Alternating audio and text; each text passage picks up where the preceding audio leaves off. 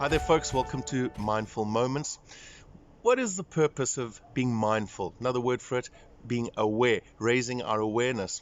Well, there's three main reasons. The first thing, it is about purposefully paying attention to what is happening in our environment, in what is happening around us.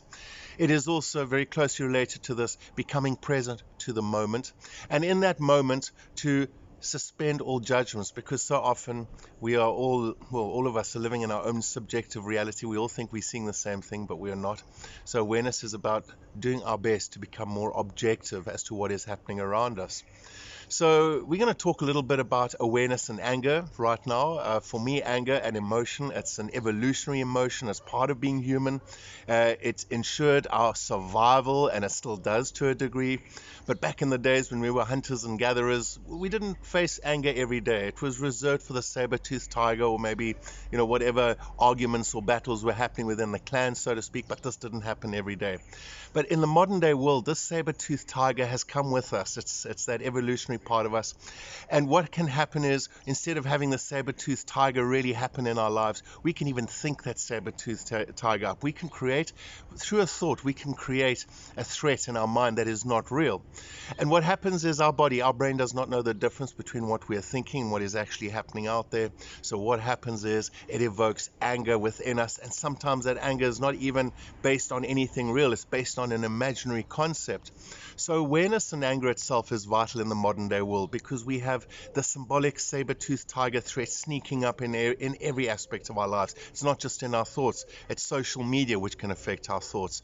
It's technology, TV, news.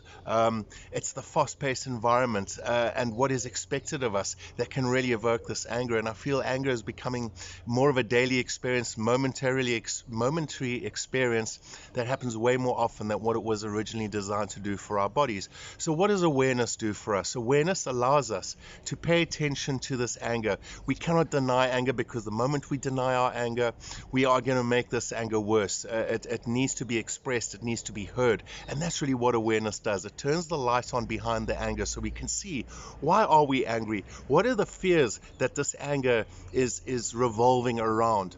And as I'm in a position to do that, I can then start maybe addressing it, because anger needs to be addressed. It has to be addressed in two ways. Either we address it within ourselves, we look at those fears, fear of inadequacy, fear of loneliness, fear of loss, fear of being controlled. These can spark the anger.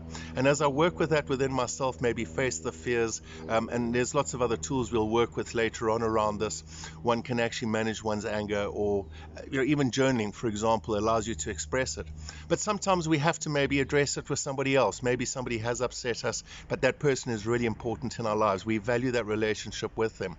And therefore it is important that we let this anger be a signal through our awareness that we need to address something, but we calm down. We don't react on this anger, because that's where things become very messy. When we react on it, settle down, understand this anger is telling me I need to address something, what it is, and then you go and have a conversation with that person away from the reaction. But one has to be mindful again, because that anger can sneak up when you're having the conversation. You expect the other person to maybe respond in a way that you wish them to respond, and they don't. You may get angry. So again, that's awareness, to pay attention to what is happening, and to suspend your judgments of what you expect how the other person's going to respond. So anger, in short, it requires that we pay attention to it. Awareness is the light that allows us to step back and see, why am I angry, and then how do I work with that? And that is the great differentiation between destructive anger and constructive anger. Destructive anger, we just react without awareness, whereas constructive anger, we go out there, we work with it, we understand it, and we address whatever we need to address within or without. So those are just some thoughts, folks, and until we chat again, take care and stay aware.